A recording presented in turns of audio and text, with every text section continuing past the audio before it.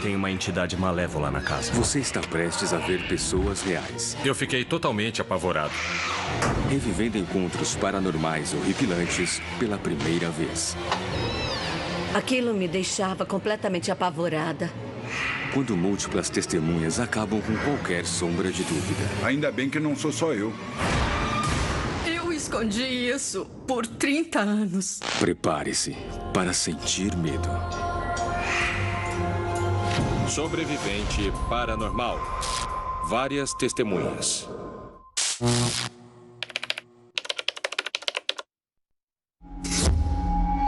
Claquete, História 29, Laurie, Tomada 1.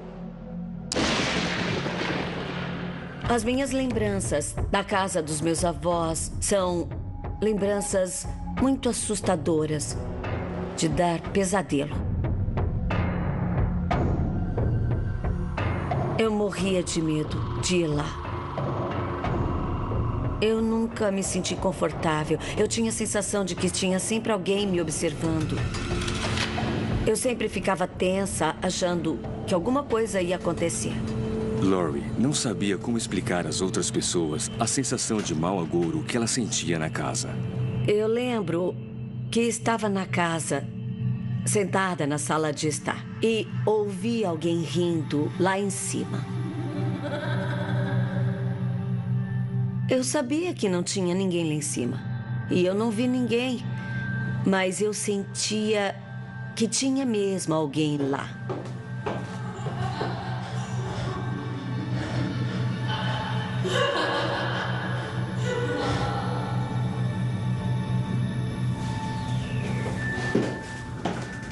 A risada que eu ouvi não parecia uma risada assim alegre, como se alguém estivesse rindo de uma piada. Era uma risada meio sinistra, uma risada do tipo: eu vou pegar você. Laurie não era a única sensível à atmosfera da casa. O primo dela também sentia. Quando o tempo não estava bom, a gente ia brincar no porão.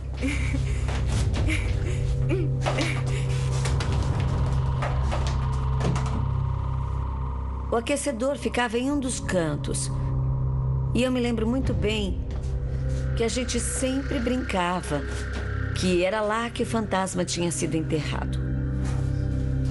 Porque perto do aquecedor tinha uma depressão no chão. E era um chão muito velho, tipo de linóleo sobre a terra. E essa parte do chão afundou com o tempo. E ela tinha o tamanho e o formato de um túmulo. Era muito assustador. Vamos sair daqui. Até o momento, Laurie só visitava a casa dos avós. Mas isso estava prestes a mudar. Meus pais se divorciaram e nós mudamos para a casa dos meus avós.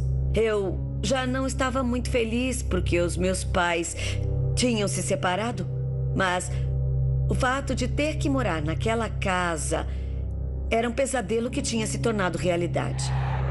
Eu me senti como se tivesse sido condenada a ir para a cadeia.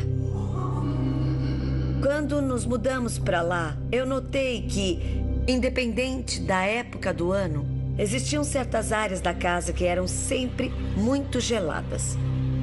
Uma delas era o meu quarto.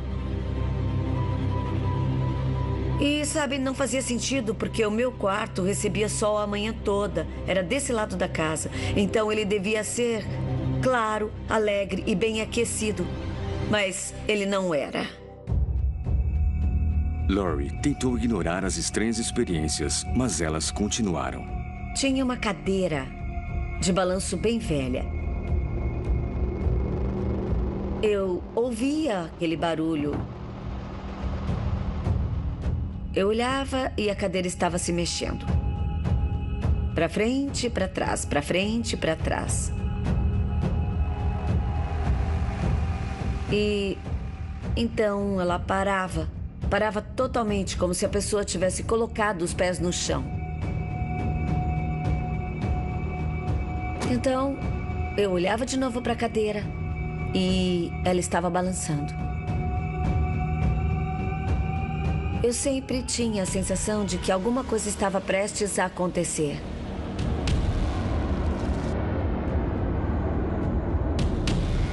Eu odiava aquela cadeira.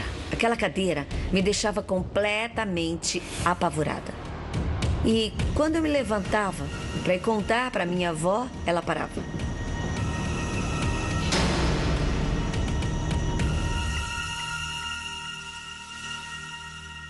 A minha avó era uma pessoa muito religiosa. Então a gente tinha muitas imagens de temas religiosos espalhados pela casa. Então eu pedi para minha avó uma imagem da Nossa Senhora para colocar no meu quarto. Eu esperava que aquilo fosse diminuir as aparições, ou seja lá o que era aquilo. Mas a entidade não se intimidou. A imagem literalmente caiu da parede. O prego ainda estava na parede, então ele não caiu da parede. A imagem foi retirada do prego. O gancho ainda estava na imagem, intacto.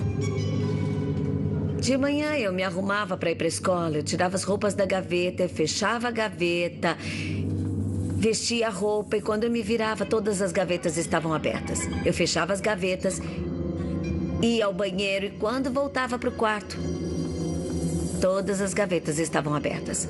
Meus pertences sempre iam parar em outro lugar. A minha mãe e a minha avó viviam dizendo que era só a minha imaginação e que eu tinha que parar com essa bobagem porque eu estava assustando as crianças mais novas. Um espírito pode escolher, na maioria das vezes, com quem ele quer se comunicar. E, às vezes, ele pode encontrar pessoas que são mais abertas para vê-los. E o que eu descobri nas minhas viagens de investigação é que crianças são mais suscetíveis a ver os espíritos. E é provável que uma criança já tenha visto alguma coisa que uma pessoa comum provavelmente não viu, ou pelo menos não quer ver.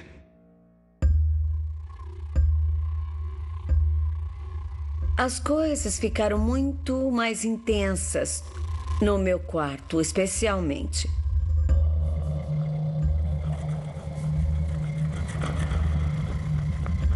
Eu comecei a ouvir como se alguém arranhasse a parede.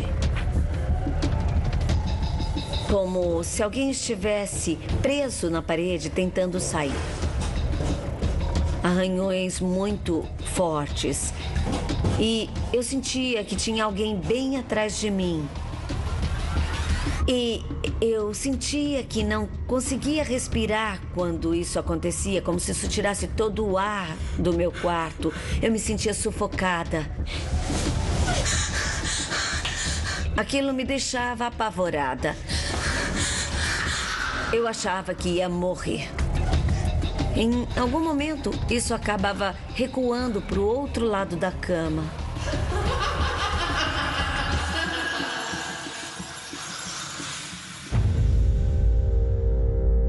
Até agora, só Laurie tinha presenciado fenômenos estranhos na casa. Mas não seria assim por muito tempo. Teve um dia, acho que eu tinha 16 ou 17 anos e chamei um amigo para dormir em casa porque a gente tinha saído, ele tinha perdido o ônibus para casa, então eu falei que ele podia ficar no meu quarto e eu fui dormir no sofá. Ele desceu bem no meio da noite.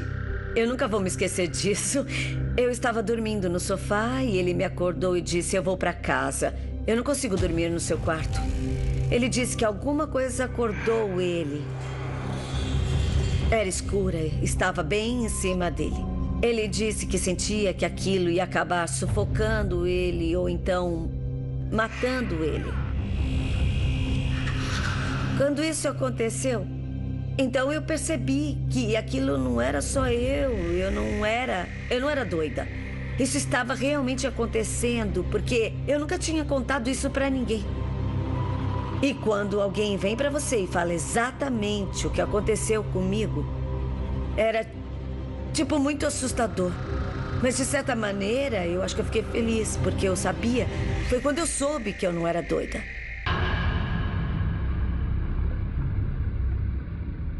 Então, um dia, as minhas amigas e eu resolvemos tentar descobrir quem poderia ser. E o que ele realmente queria fazer. Então, decidimos usar uma tábua Ouija para tentar fazer contato com o espírito que estava na casa.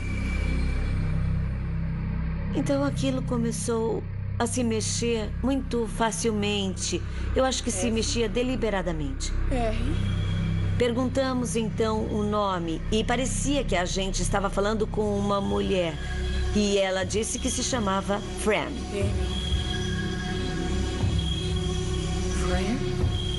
Uma das minhas amigas acabou ficando com muito medo e quis parar de fazer aquilo. Então ela saiu do círculo. Eu perguntei se a Fran era a mulher que eu costumava ouvir rindo em diferentes ocasiões e se era ela quem estava abrindo as minhas gavetas. A Fran disse que ela tinha morado naquela casa. E ela nos disse que ela tinha cometido suicídio.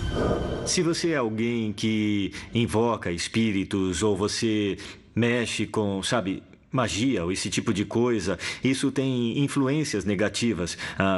Se você for até a casa de alguém, é possível que um espírito veja você como uma espécie de ameaça.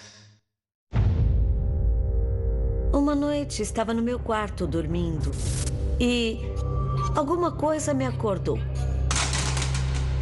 Então eu vi uma mulher parada lá.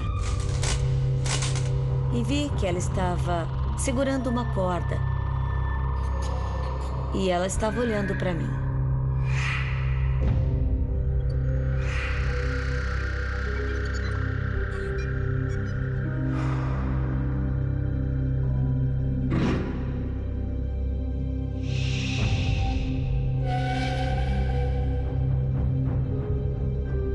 Ela colocou a corda em volta do pescoço e apertou um nó.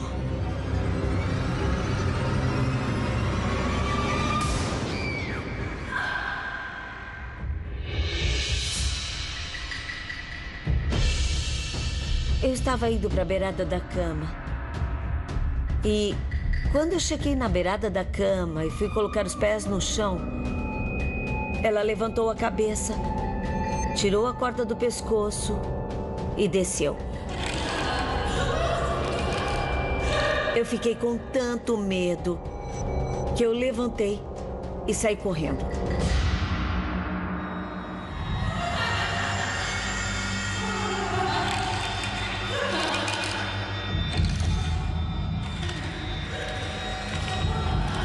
Então, eu fui ao quarto dos meus avós, que ficava no andar de baixo, e comecei a gritar para poder acordar eles. E a fantasma disse que eles não iam acordar, que ela tinha colocado eles para dormir. Laurie estava com tanto medo que ficou acordada a noite toda. Meus avós acordaram de manhã e eu perguntei para eles se por acaso ouviram alguma coisa de noite. Eles disseram que não. Ela ainda está lá, mas nunca me tocou e não fez muitas coisas. E assim que eu fiz 18 anos, eu fui embora daquela casa. Então, eu me mudei com as minhas amigas que estavam se mudando para Virginia Beach e eu fui junto. Eu ainda estou tentando me recuperar do que eu passei naquela casa. E eu acho que vou ser assombrada por essa experiência pelo resto da minha vida.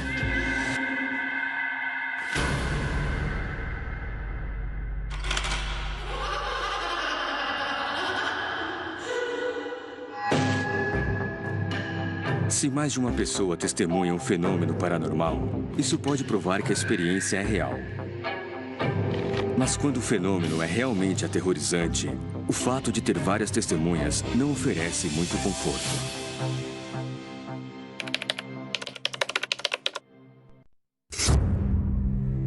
Claquete, História 27, Frank, Tomada 1.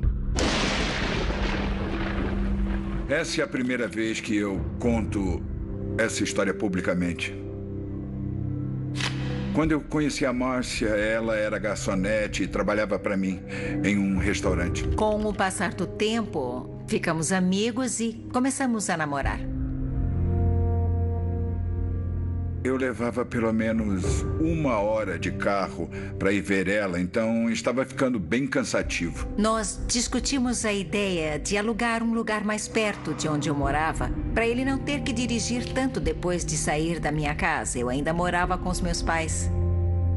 Encontramos uma casa para alugar em Mount Tabor. Na verdade, eles queriam alguém para dividir a casa. E as outras pessoas só ficavam lá durante a semana. Funcionou perfeitamente pra gente, porque ele estava bem perto e não precisava dormir no sofá da casa dos meus pais. Frank se mudou para a casa nova. Ele estava animado com o relacionamento com Márcia. 4 ou 5 semanas de eu ter me mudado, eu estava na sala e as cortinas começaram a se mexer.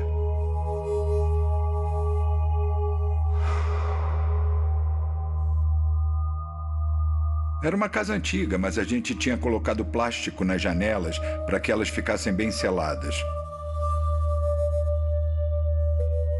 Não tinha motivo para as cortinas se mexerem porque as janelas estavam seladas.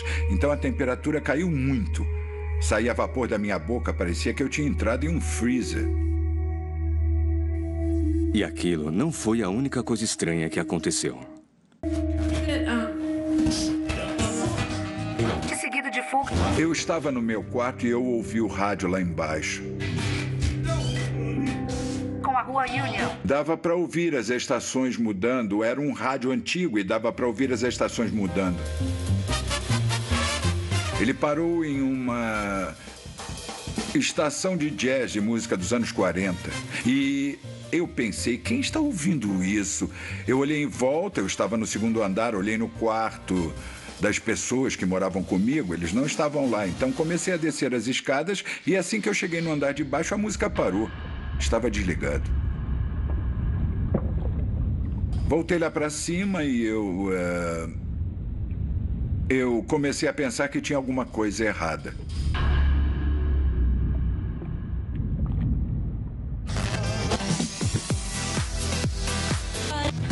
Alguns minutos depois eu ouvi o rádio ligar de novo.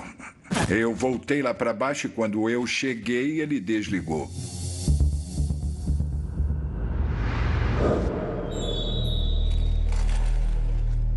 Quando eu ficava no meu quarto, assistindo TV, eu ouvia batidas e golpes, às vezes arranhões. E eu ouvia vozes falando, murmurando. E um dia eu lembro bem que eu estava assistindo TV e eu ouvi atrás de mim no corredor. Então desliguei a TV. Era um murmúrio fraco, então pensei que tinha alguém em casa. Então fui conferir, mas não tinha ninguém. Parou.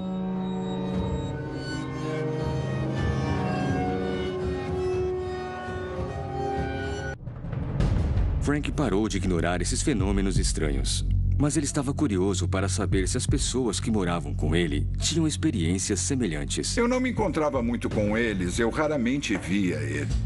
Não existia muita comunicação e eu nunca falava com eles quando a gente se encontrava.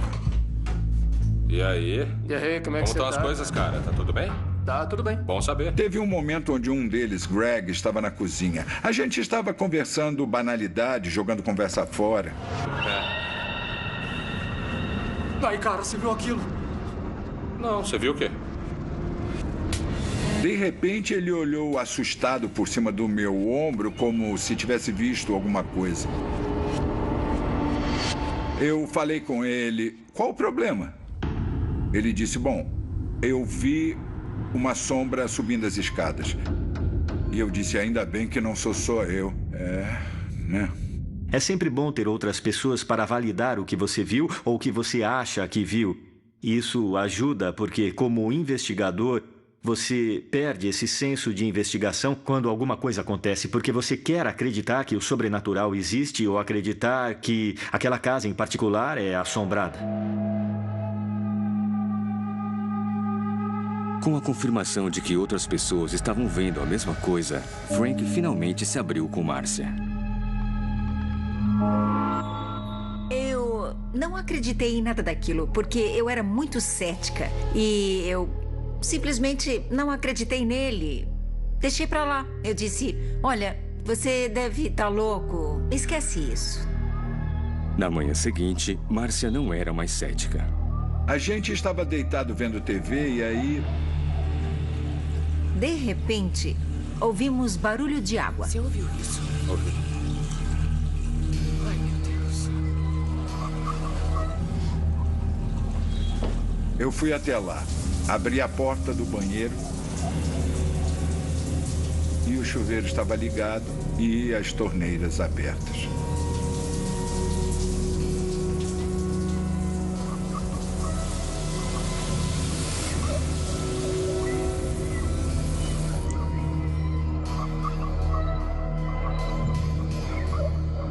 Então eu fechei tudo, deixei a porta aberta, voltei para o quarto. 6 ou 7 minutos depois, de repente começamos a ouvir shhh, e ela falou, não pode ser.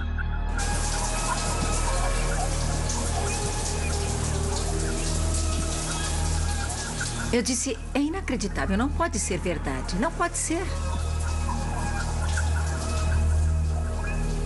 Ela saiu correndo da casa o mais rápido que ela conseguia. Porque naquele momento eu disse, não quero mais ficar aqui.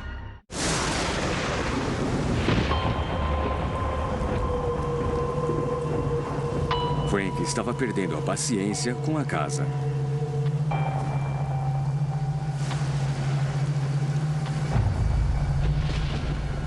De repente eu ouvi um estrondo de trovões e a energia acabou. Eu não sabia se era só na minha casa ou no bairro todo, eu não tinha certeza. Então fui lá para baixo.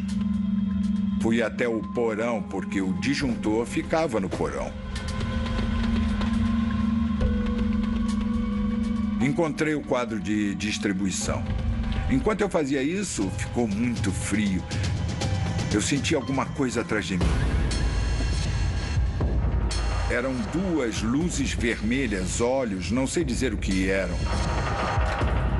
Fui correndo em direção às portas que se abrem para o quintal. Eu abri a tranca, abri a porta.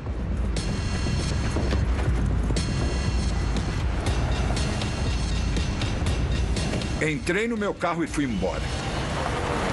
Eu pago o aluguel, não tem problema, mas vou embora. Não ligo, eu estava feliz por sair dali. Voltamos lá, tiramos tudo em menos de 1 hora e eu fui embora.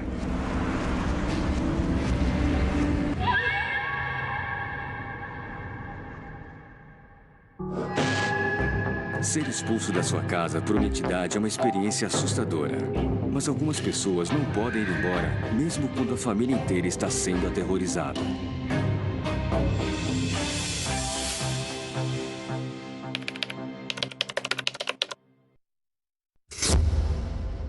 História 24, Cheryl, tomada 1. Meu nome é Cheryl Arnott, sou de Lakewood, Pensilvânia. Ken é meu marido. Nos conhecemos na internet há muito tempo. Decidimos nos juntar e arrumar um lugar para morar. Encontramos uma casa que era...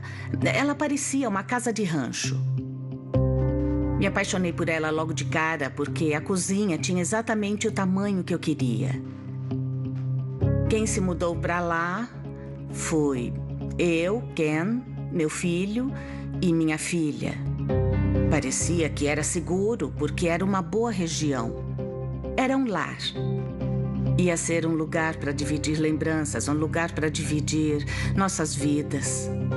Cheryl e a família dela tinham tudo o que eles queriam. Mas isso foi só nos primeiros dias. A primeira vez que eu percebi uma coisa estranha foi quando fui recolher a roupa suja. Como sempre, fazia isso uma vez por semana. Eu estava separando as roupas e, de repente, tive a sensação de que eu não estava sozinha. Parecia que tinha mais alguém ali. Então, o que eu fiz foi tirar a cesta da minha frente. Eu olhei em volta no corredor. E, então... eu achei que tivesse alguém ali, mas eu não vi ninguém. Você pode ver alguma coisa com o canto do olho, um movimento, e claro, o movimento faz você virar a cabeça para olhar, mas quando você vira a cabeça não tem nada lá, mas você sabe que viu alguma coisa, porque alguma coisa se moveu.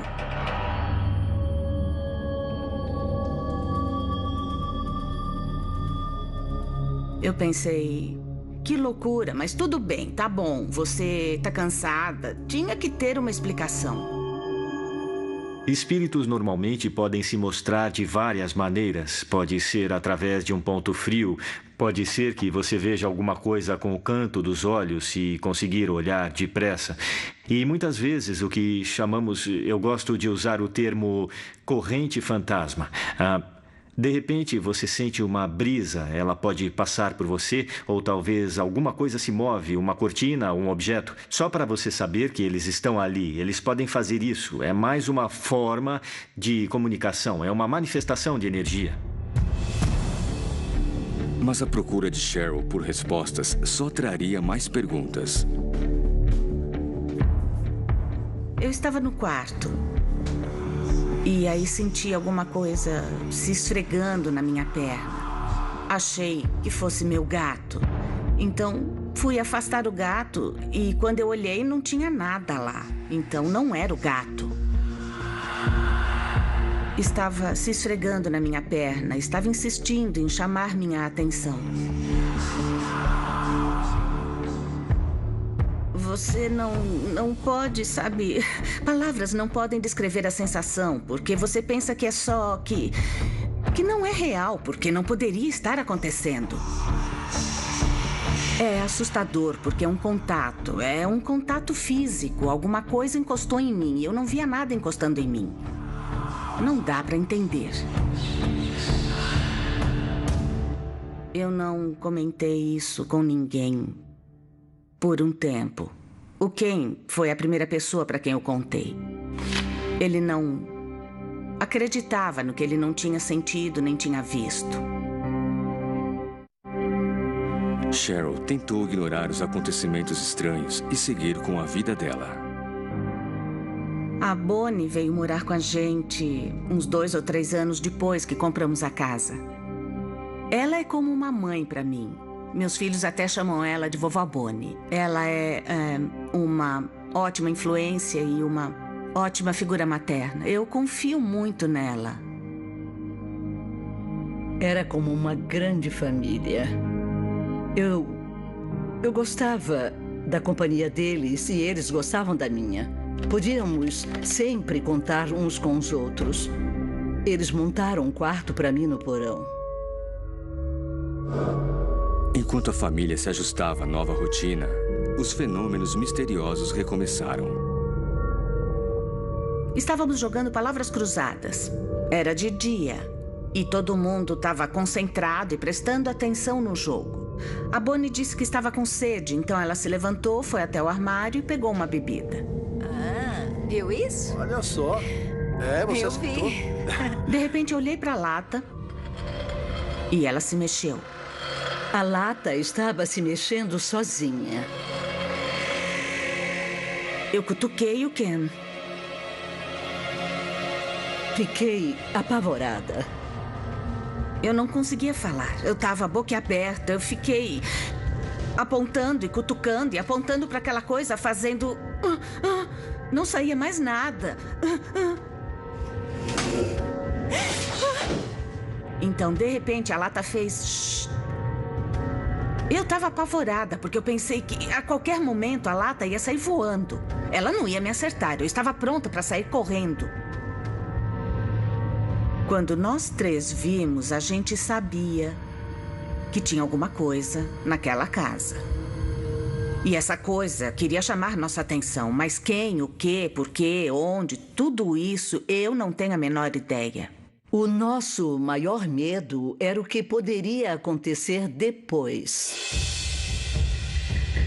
A família estava no limite.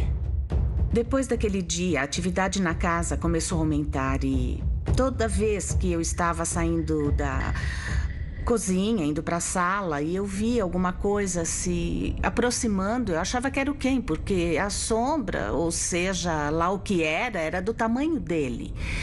Ele mede 1,90 e ela vinha na minha direção. Eu virava pensando que era o Ken, e quando eu me virava não tinha nada lá.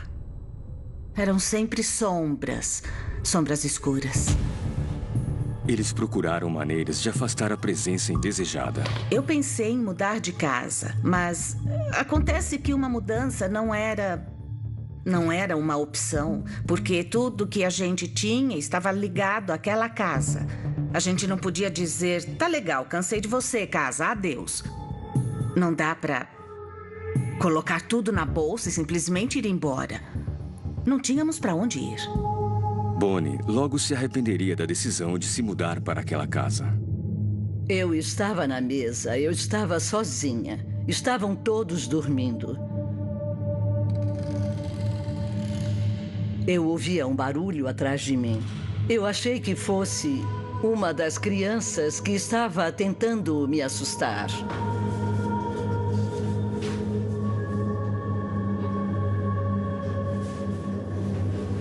Eu notei sombras. Então comecei a prestar mais atenção.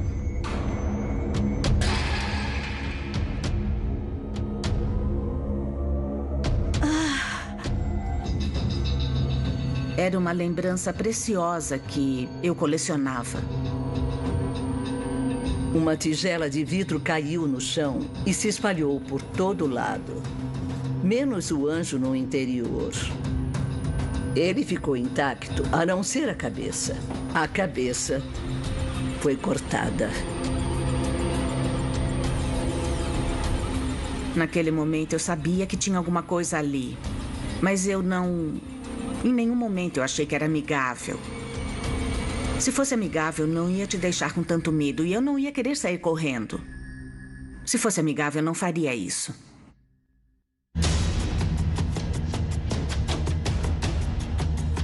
Uma noite, meu filho estava no quarto dele. Ele já tinha ido dormir. Ele tinha uma namorada, ela se chamava Nicole.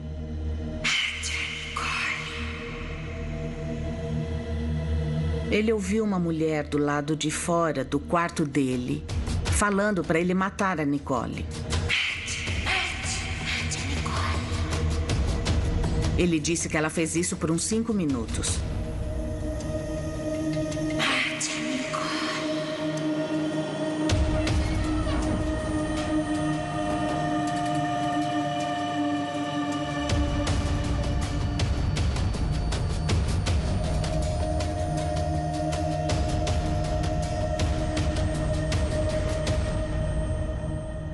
Meu filho ficou apavorado. Qualquer um ficaria. Como essa pessoa ou essa coisa que está fora do meu quarto, como sabe o nome da minha namorada? Como ela sabe alguma coisa? O que mais ela sabe sobre mim? O que mais ela vai dizer?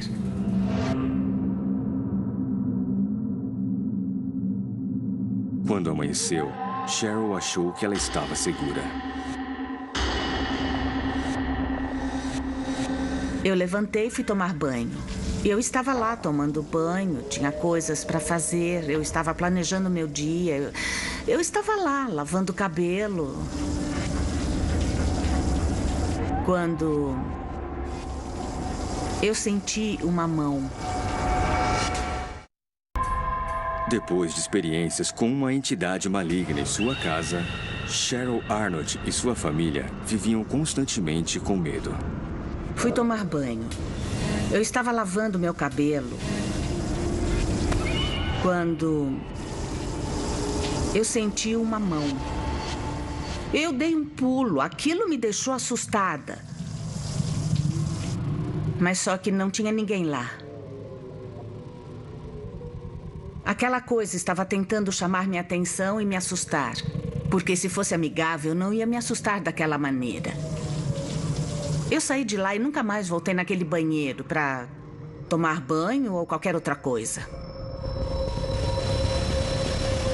Algumas semanas depois, os fenômenos ficaram mais bizarros. A gente estava na cama, assistindo TV. Vi uma coisa se mexendo, uma névoa se movendo em câmera lenta. O Ken disse: "Ah, meu Deus, tá vendo isso?" E foi... o que você fica confuso, porque você pensa...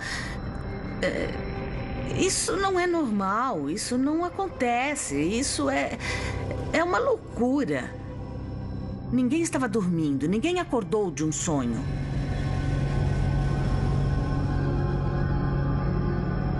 Foi a gota d'água quando esse tipo de coisa começou a acontecer. Eu não aguentava mais.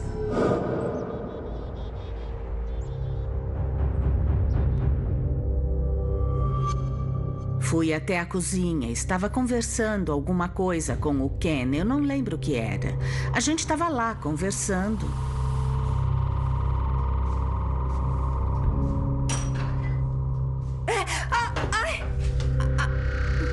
Alguma coisa me empurrou.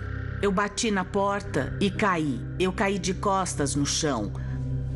O Ken veio me ajudar, eu pensei, ah, meu Deus, eu estava lá e não foi...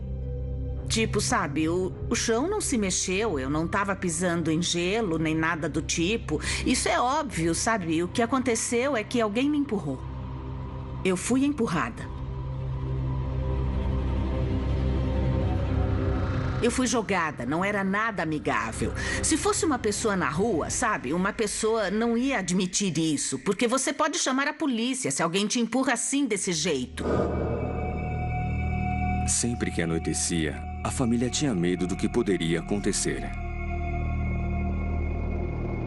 Eu estava deitada uma noite e, sabe, parecia que tinha alguém ali. Parecia que tinha alguém atrás de mim.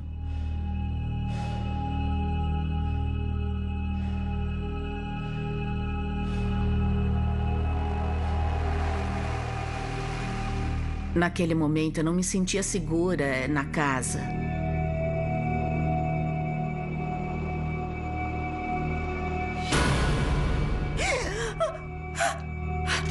Era uma mulher dessa altura, de pé. Não era uma criança, era uma mulher adulta.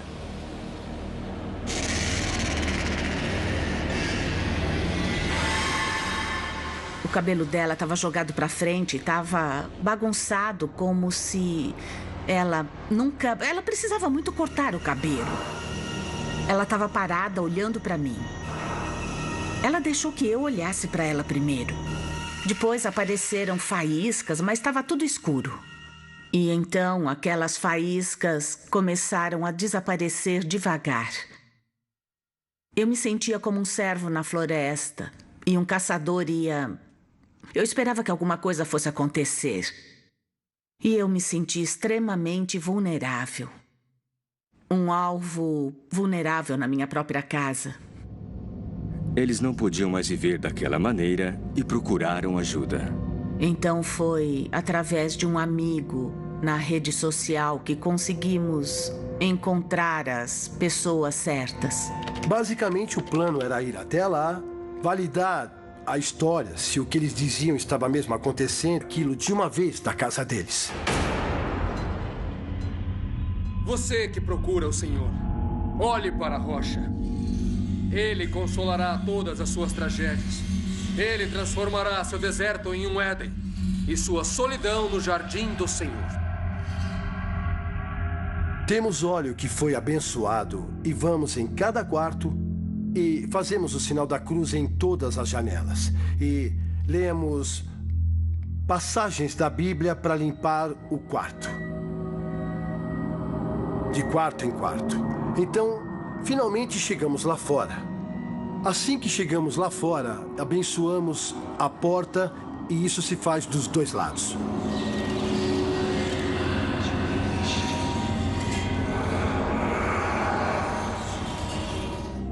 Depois que o Keith e a equipe dele vieram, ficou tudo muito mais calmo. Agora eu posso respirar aliviada e não ficar preocupada com o que eu vou ouvir ou o que eu vou ver agora. Foi Deus que enviou ele, é isso que eu penso. Ele foi enviado por Deus. Ele e a equipe dele são pessoas incríveis.